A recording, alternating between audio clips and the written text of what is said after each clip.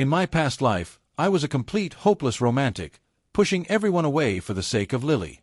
For 10 years, I lived with her in a basement, surviving on the simplest meals, starting from nothing and slowly building our way up to success. But even after giving her my whole heart, all I got in return was betrayal.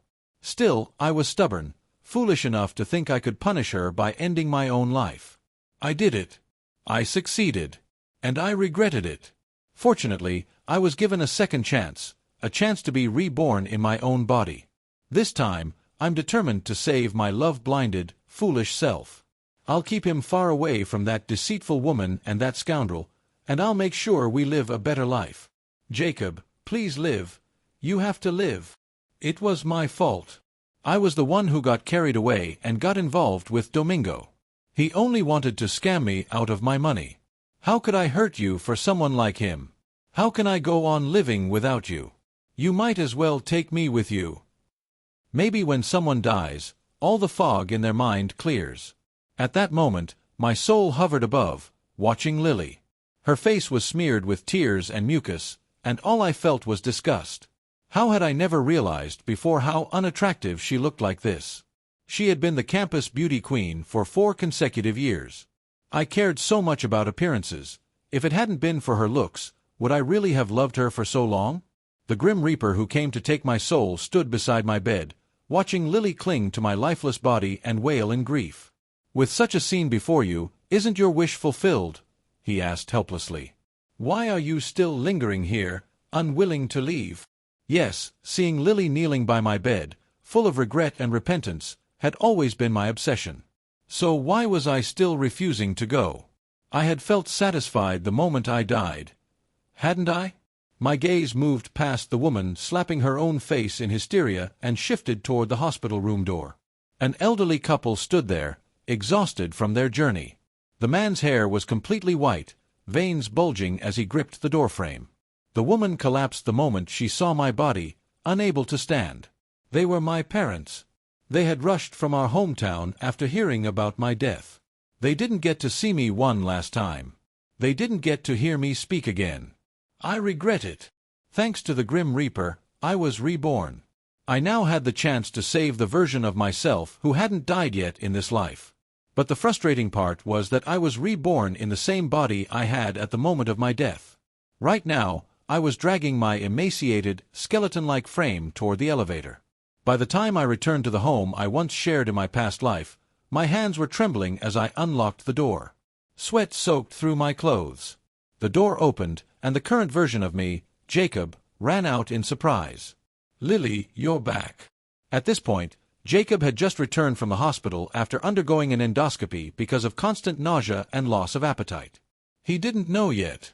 Tomorrow, when he went to get the report, he would hear the doctor's grim prognosis. His days were numbered. Looking at the lively version of myself in front of me, my eyes welled up with tears. I was about to introduce myself when his expression suddenly changed. He picked up his phone warily and started dialing. "Hello, 911? There's a suspicious person trespassing in my home." Wait. I hurriedly interrupted, calling out our shared name in a weak voice. "Let me introduce myself. I'm also Jacob. You went to Jiangqing kindergarten. You wet the bed at 7 and got spanked by Mom. When you were 10, you hired someone to pretend to be Dad at a parent-teacher meeting." Stop. He hung up and looked at me suspiciously. "Say that again. Who are you?" I told him I was Jacob from a not-so-distant future. He didn't believe me. Honestly, I understood. In my current skeletal condition, I didn't look trustworthy. "Just call me old Jacob. Based on physical age, I'm a bit older than you."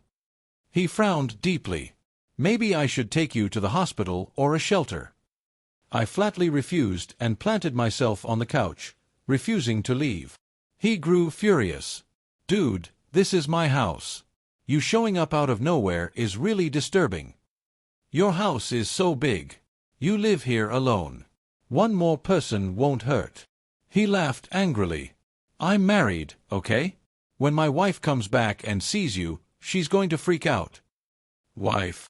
You mean the wife who's eager to become Domingo's daughter's stepmother?" Jacob was stunned.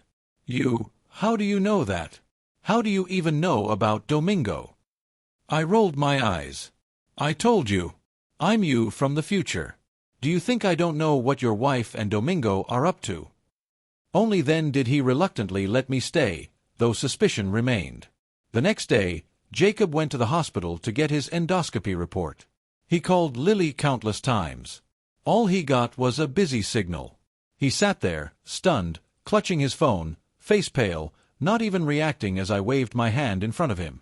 That dumb, love-blind expression made me furious.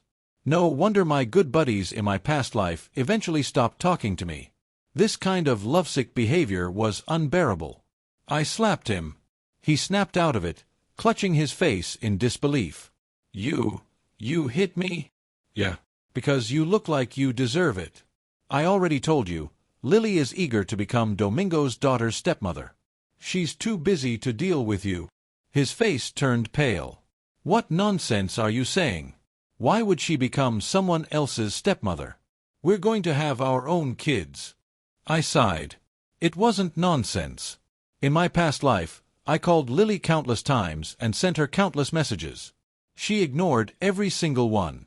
Not until nightfall did she finally reply with one message. Jacob, you're suffocating me. Later, I found out she hadn't answered because she was having an abortion. She wanted to get rid of our child so she could get back together with Domingo and then divorce me. Can you believe how absurd that is? Thinking about it now, I regret not slapping her a few more times in my past life. Seeing Jacob's refusal to believe me, I grabbed him and dragged him to the hospital. Still not convinced? Fine. Let's get your endoscopy report, and then I'll take you somewhere. I'm sorry to inform you, but your frequent vomiting is caused by a stomach tumor. Here are your CT and endoscopy reports. It was the same doctor who had delivered the bad news in my past life. He looked at Jacob with sympathy. Jacob stood frozen, staring at the thin stack of papers. How much time do I have left? It's hard to say. Pathology suggests stage 4, but judging from the CT, the spread isn't too severe. There's still a chance. I recommend immediate admission for chemotherapy, in hopes of reducing the stage and making surgery possible. Jacob walked out in a daze. I followed behind him, wearing a mask. I remembered how, in my past life, my mind had gone completely blank after hearing the news. When I finally came to my senses, I had already dialed Lily's number. But her phone was off. I couldn't reach her at all. The despair and helplessness were overwhelming. Jacob pulled out his phone, hands trembling as he tried to unlock it. Seeing he was about to call Lily, I snatched it away. Since the call wouldn't go through anyway, there was no need for him to relive that disappointment. Give me my phone back. No. If I give it back, you'll just call Lily, won't you? Have some self-respect. You're a man. Stop running to her for every little thing. Can't you live without her? Give it back. Give it back to me. He suddenly exploded, grabbing my shoulders and shaking me violently. His eyes were bloodshot, veins bulging in his neck and forehead. People passing by turned to stare. The pain from his grip was intense. I threw the phone to the ground and stomped on it several times. Let's see how you're going to call her now. He shoved me aside and frantically tried to piece together the shattered phone.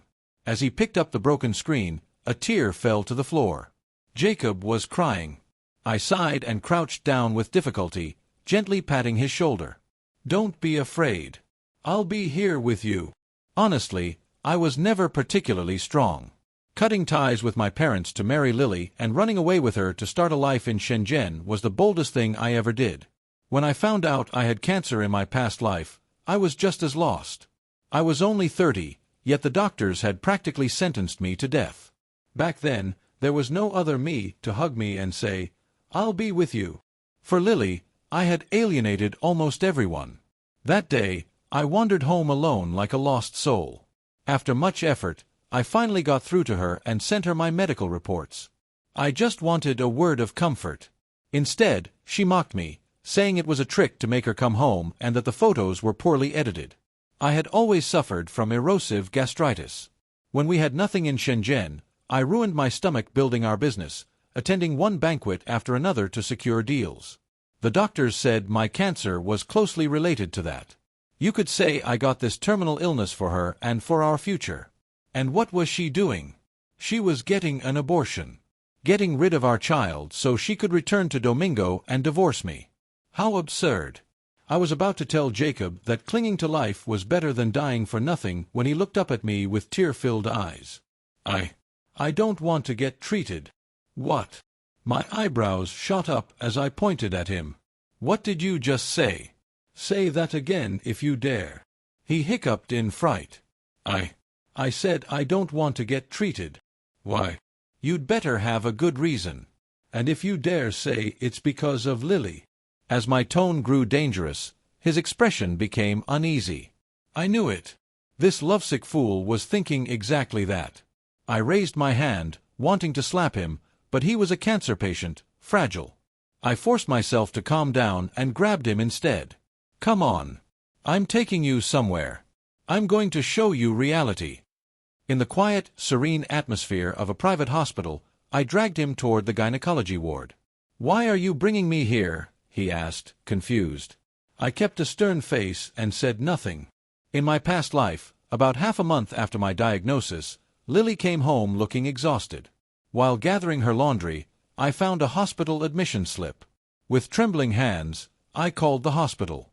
A gentle-voiced nurse told me Lily had undergone an abortion there 2 weeks earlier. The pain was worse than hearing I had cancer. From that moment, I began to hate Lily, thinking I could use my life to get back at her. But after I died, I regretted it deeply. She wasn't worth sacrificing my life for. After my death, all she shed were crocodile tears, nothing more. I needed Jacob to see clearly and early. Lily, at her core, was nothing but deceitful. His current pain, insecurity, stubbornness, they were meaningless. Nothing is more valuable than life itself. I knew revealing all this right after he received his diagnosis was cruel. But it was the only way to wake him up. I led him to a VIP room, the door slightly ajar. From where we stood, we could clearly see a tall, elegant man sitting beside the bed. Jacob's pupils contracted. It was Domingo. And his daughter was there too. Auntie Lily, I'll agree to you being my mommy, but I don't want any brothers or sisters, okay? The little girl, only 3 or 4, spoke with innocent frankness. Domingo pretended to scold her. Anna, don't say such things. This is Uncle Wong's baby, not your brother or sister. Jacob stood frozen, his whole body stiff. He looked at me, completely confused. Listen carefully, I mouthed to him. Just then, Lily's voice came from inside. Domingo, you know I never wanted this child. Domingo let out a sigh. Lily, I was too late. You got married and now you're pregnant. The doctor said it's not advisable for you to conceive. This child is a miracle. We should just let it be. Lily suddenly flared up. No. Why should we just let it be? I've endured this for 10 years. I'll abort this child and divorce Jacob. It's not too late to start over. Jacob trembled with rage, ready to charge into the room, but I grabbed him with all my strength. Stay here and listen to everything. Inside, the shameless couple continued. But this will seriously harm your body. I don't care. Domingo, as long as you don't mind, I'll treat Anna as my own daughter. She sounded so humble, so submissive in front of the man she had never forgotten. I sneered at Jacob and whispered, See how low she lowers herself for another man? And look at how she treats you. Jacob's face turned deathly pale. I knew the truth all too well. Lily had only married me because she was desperate, because Domingo had abandoned her and gone abroad. She needed someone to settle for. All her passion, her tenderness, her care, those were reserved for Domingo. What about Jacob? He's been with you for 10 years, after all. Lily let out a disdainful laugh. I gave him 10 years of my youth. Isn't that enough? He should be grateful he was able to marry me. Damn it! Even though I had lived another lifetime, hearing those words still made me want to rush in and beat them both. I released Jacob's hand and gestured. You can go in now. But to my surprise, the furious Jacob from moments ago now looked utterly defeated. He glanced at me, gave a bitter smile, then turned and walked away. What the hell? Weren't you going to confront them? Weren't you going to deal with this cheating woman and her lover? I looked down at my frail, skeletal body, clenched my teeth, swallowed my anger, and hurried after him. Dragging my weakened body, I chased him to the hospital entrance. Damn it, why is he walking so fast? Is he thinking of ending his life? Did I shock him too much? Panic rose in my chest. If he dies now, then what was the point of my rebirth? Hey, Jacob, where are you going? Let's go back to the hospital for treatment. Don't follow me. Hey, just because you say don't follow doesn't mean I'll listen. I'm following you. He turned around, saw me stumbling after him, and shouted angrily, "Get lost!" I didn't respond. I just watched him silently. He avoided my eyes and lowered his head, walking another 2 blocks. When he saw that I was still gasping for breath yet stubbornly trailing him, he finally exploded. I told you to get lost. Didn't you hear me? Why are you so damn annoying? I'm not going back to the hospital. Just let me die already. My wife doesn't even care about me. Why are you clinging to me like a nuisance? I've already lost everything. My marriage is a joke. I have terminal cancer. And now my wife wants to abort our child. What's the point of living? I took a deep breath, forcing myself to stay calm, and slowly walked up to him. Let's go back to the hospital. Are you deaf? I said I'm not getting treatment. If you keep pushing me, I'll throw myself in front of a car right now. Slap. My hand struck his face hard. He covered his cheek and glared at me furiously. I glared back, my chest rising and falling violently. When I spoke, my voice trembled. Is Lily your whole world? Do you remember that your parents have only one child, you? You're willing to die for a woman, but what about the parents who raised you? Lily may be your everything, but you are your parents' everything too. I'm begging you. You've already wasted 10 years. Can you stop being blinded by love and look at the people who truly care about you? Even if it's just for them, can you live on? Don't make them bury their own child. He followed me back to the hospital without another word. I didn't speak to him either.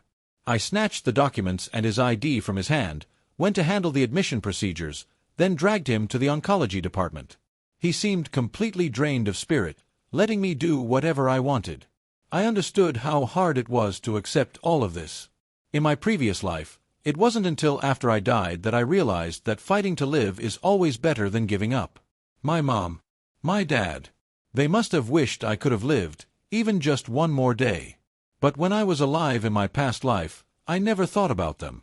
My whole mind was filled with Lily. It was only after death that I felt regret. A debt I could never repay.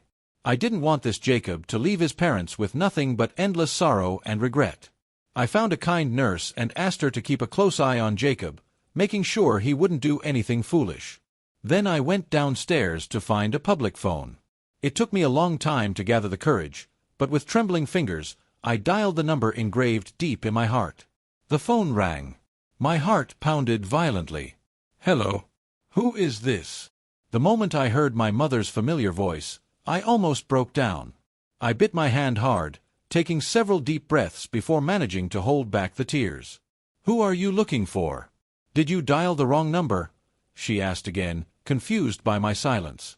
I swallowed the lump in my throat and forced myself to speak in a muffled voice. Ma'am, Auntie, I'm Jacob's friend. Oh, you're Jacob's friend. Hello. How has he been lately? The moment she heard I was Jacob's friend, her voice turned eager and warm.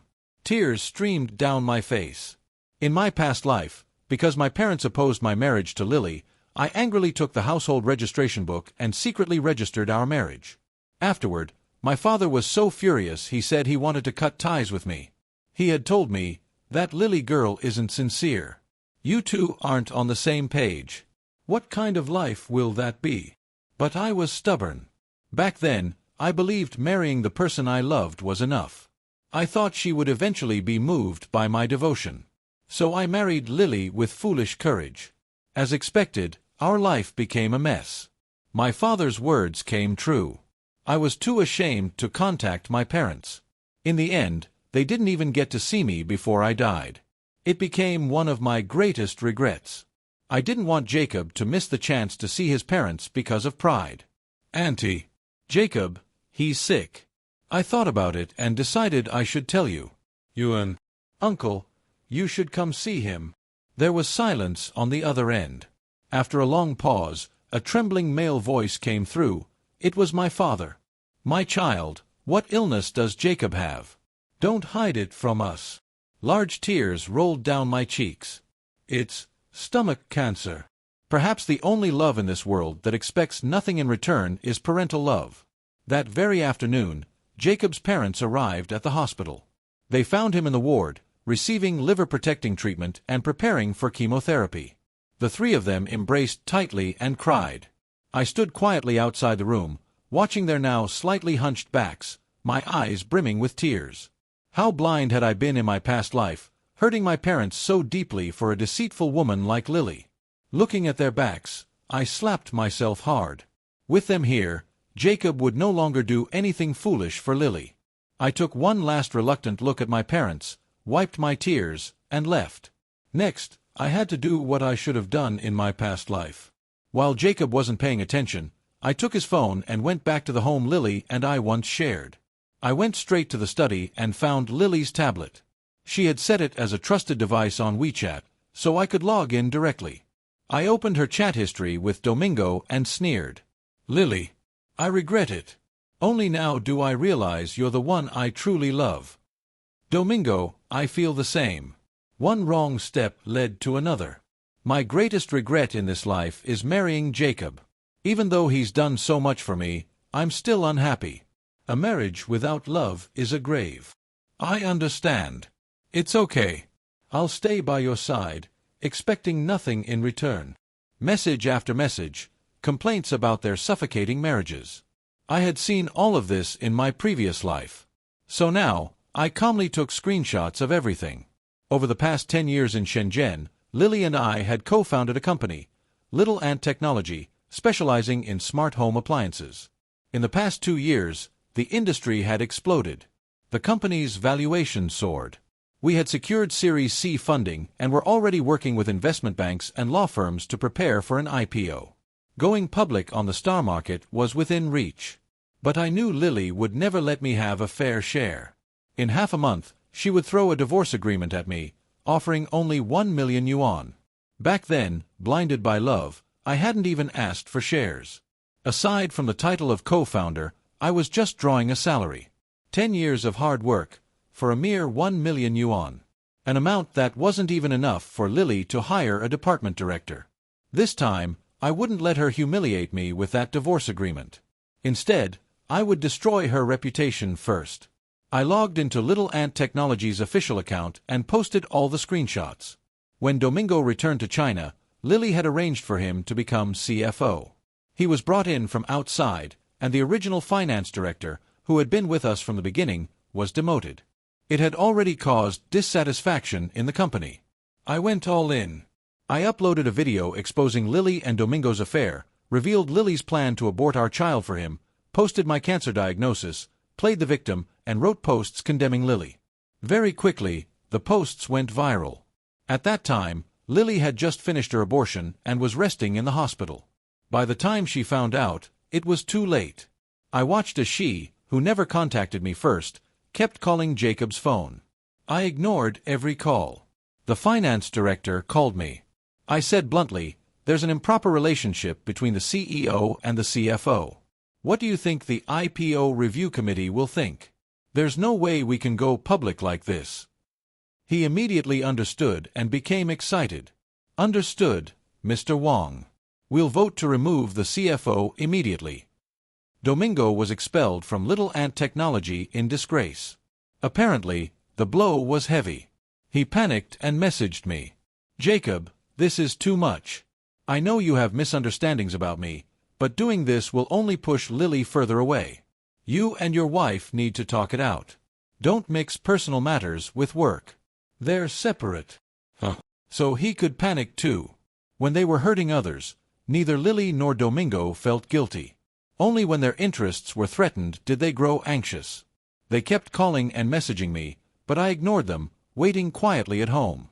Sure enough, the next day Lily returned. I heard her heavy footsteps outside the door, filled with rage. Domingo was with her. Through the door, I heard him pretending to comfort her. "Lily, calm down. Talk it through with Jacob. You need him to issue a statement saying this was a misunderstanding." I stood quietly at the entrance and heard Lily's furious voice. "If he has the guts, he should just divorce me. I'm fed up. What's the point of talking now? He's ruined my company. He needs to leave with nothing. I've spoiled him for too long. Lily, he's not worth getting so angry over. You just had surgery. Don't get emotional. Let's reason with him. If that doesn't work, we can give him some money to get rid of him." Money? I was going to give him 1,000,000 yuan before. But now that he's wrecked my company, I won't give him a single cent. The password lock clicked open. Lily stormed in, furious, with Domingo following anxiously behind her, afraid she might do something reckless. Neither of them noticed me leaning against the door. "Jacob, get out here." I smiled faintly and raised the stun gun in my hand. "Hi. I'm right here." I watched coldly as Lily let out a sharp scream before collapsing unconscious from the shock. Domingo, terrified, stumbled backward. "Jacob, calm down. Don't do anything stupid. It's not worth it over a woman. Lily and I really only had a few meals together. It's her. She's the one who can't let go of me." He stammered as he tried to edge toward the door behind me. But unfortunately for him, once he stepped inside, there was no way out. In a panic, Domingo tripped over my outstretched foot and crashed to the floor. He knelt in front of me and said, "Jacob, I was wrong. I shouldn't have contacted Lily. Please forgive me. Lily is just an unfaithful woman. It takes two to tango, right? You can't blame it all on me. We're both men. When something like this falls into your lap, you don't just pass it up, right?" I chuckled. "Domingo, you were so bold when you were secretly sending me taunting texts. Is this all the courage you've got?" Domingo really was a coward. Even in my weakened state, I could scare him into kneeling and begging. If he had dared to fight back even a little, I might have respected him more. He was sweating profusely, his eyes darting around in fear. "I swear I'll leave the country and never come back. I won't fight you for Lily.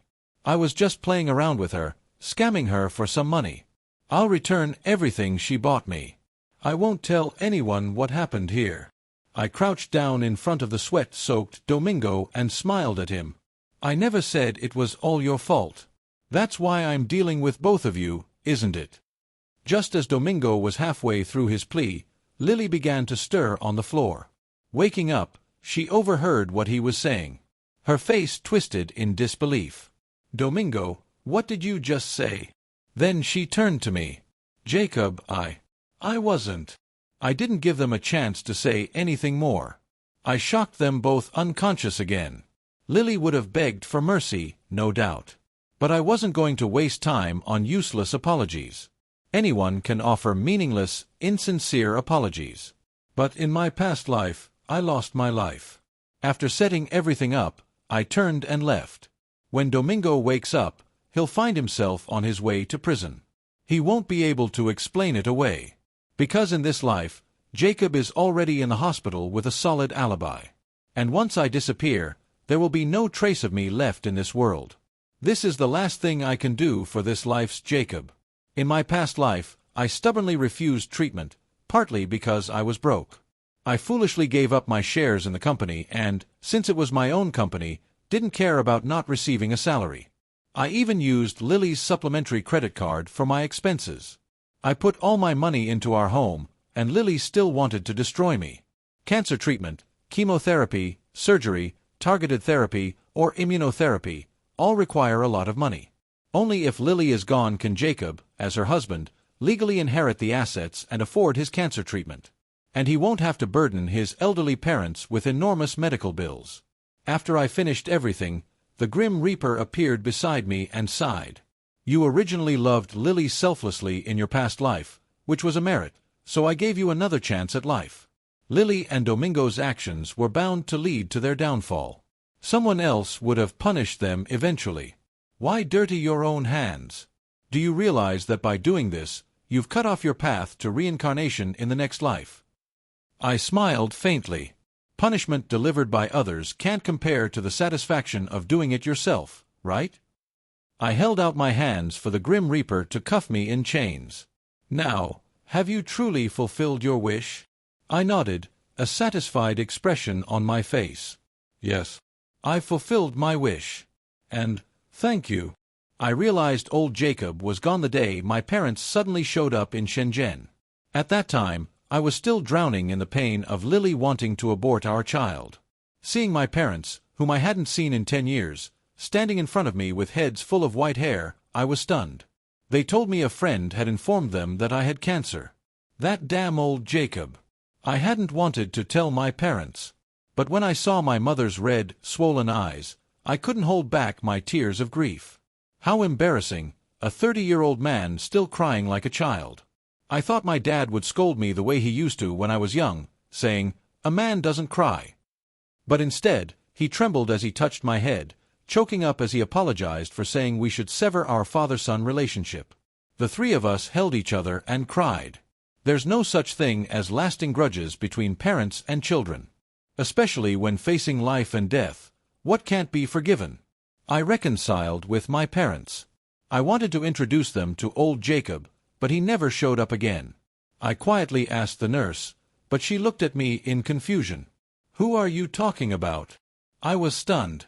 On the day I was admitted, it was old Jacob who had arranged for the nurse to come. How could she not remember him? And then there was the phone I had been searching for.